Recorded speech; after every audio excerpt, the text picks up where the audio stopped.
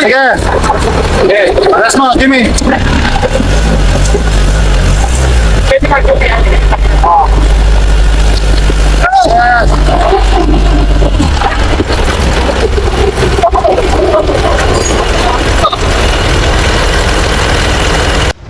Good day. Bali may unit na naman nga tayo dito na Isuzu Trooper for JB1 ang makina. So, nag-overheat na to. So, blown head gasket. So, itatap overall natin to.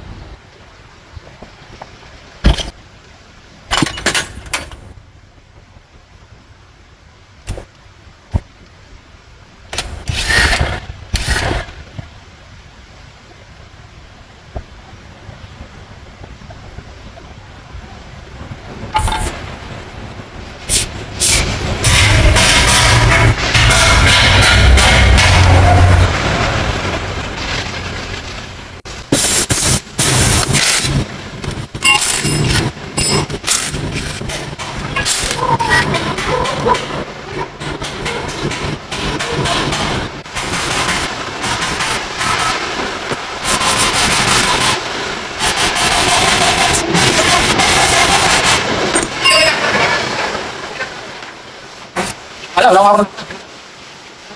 Hindi ka nandun, wala ako sa? Wala to. Wala to. Hindi na to. Ano?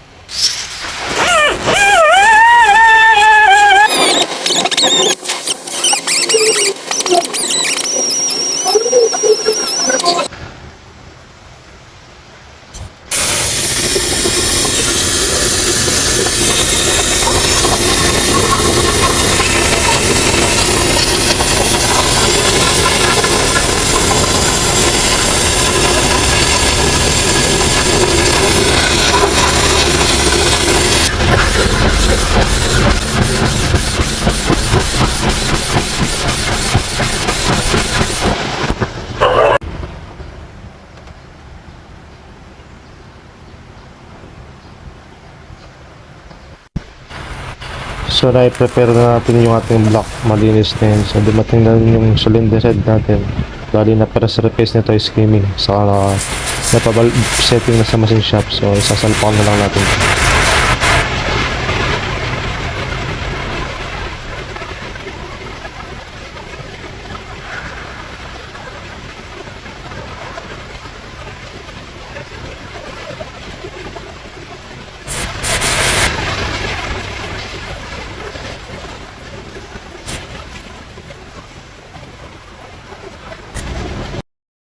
So bali dito ang nilalagay kong sealant ay shellac. Pag malayo naman yung mga oil gallery niya, pati yung mga sa cooling system, bali ang nilalagay ko dyan sa mga heavy sealant niya, shellac lang ginagamit ko, hindi ko ginagamitan ng gasket spray.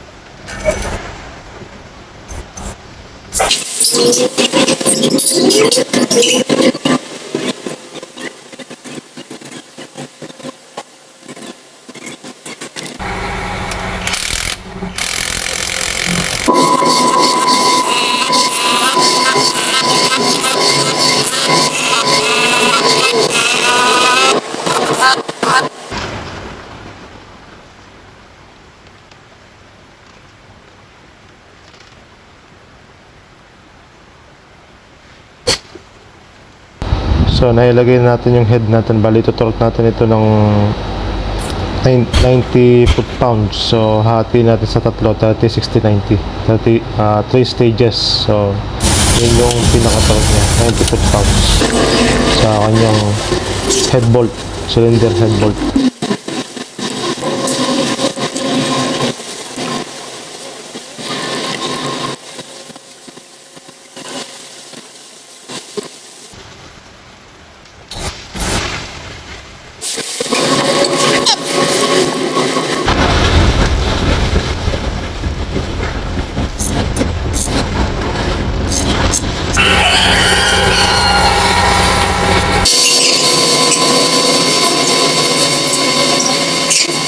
So ka maghapon tumutulog sa cellphone ko. Maghapon tumutulog sa isang video na yun.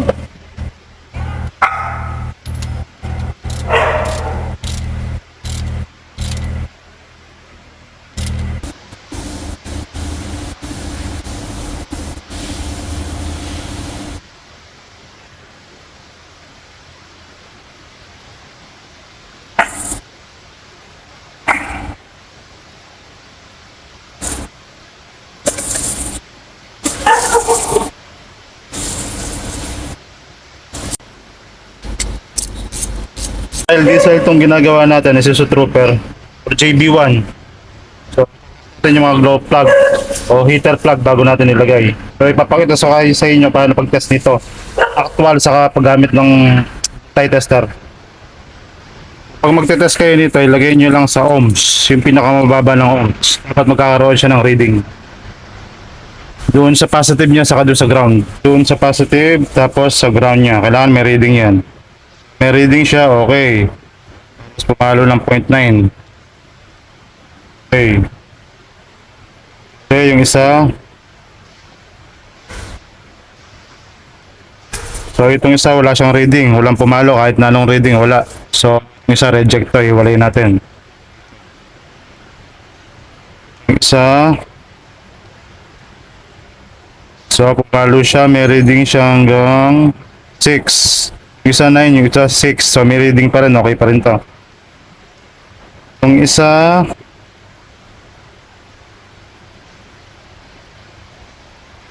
So, may reading siya. Malo siya hanggang 7s. Yung 8, 6, 8, 9. Yung may mga reading. So, itong isa wala talagang reading. Yan. 0, 0 siya. So, sira na itong isa. Ngayon, itetest natin ng actual. Palagay natin sa battery. Positive, negative ng battery lang. Yan. Okay, itong isa, okay ito, umusok ito. Nagbago pa siya talaga, ayan. Ayan, nagbago pa siya. So, okay pa itong isa talaga.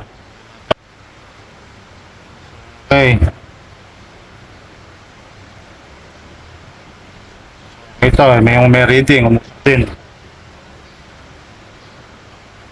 So, ayan, may reading rin to, okay pa ito. Yung isa, yung minarkingan ko, yung walang reading. Tingnan na natin. Ano? Yan. Wala na talaga siyang reading. So, yan. Kahit usok, wala siya. So, ganun yung pag-test mo gamit ang multi-tester saka yung actual test sa battery. Tester ng heater plug.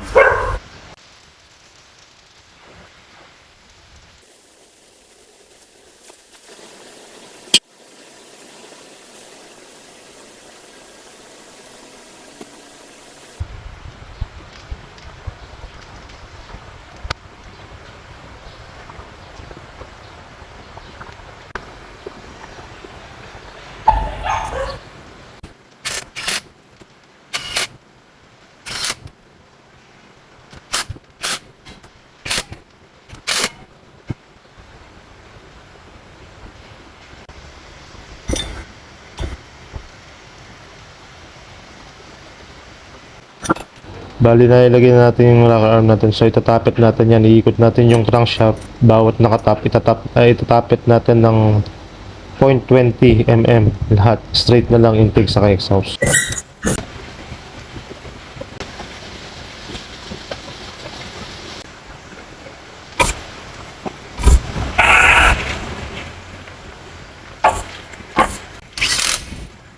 So although tinest natin yung mga heater plug niyan, pinapalit ko na ng bago yan. Bali apat yan pag nagpapalit kayo.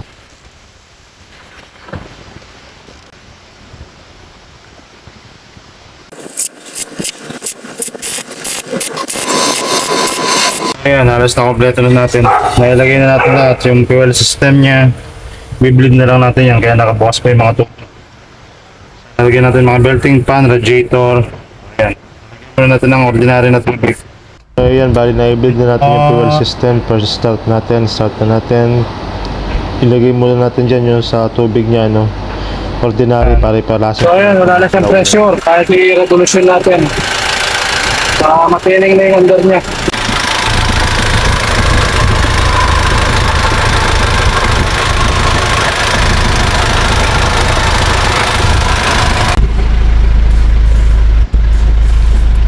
So ayan nga, monitor lang natin yung temperature niya, walang ulitin yung makina, tapos i-road test natin kapag okay na ibibigay na natin sa customer.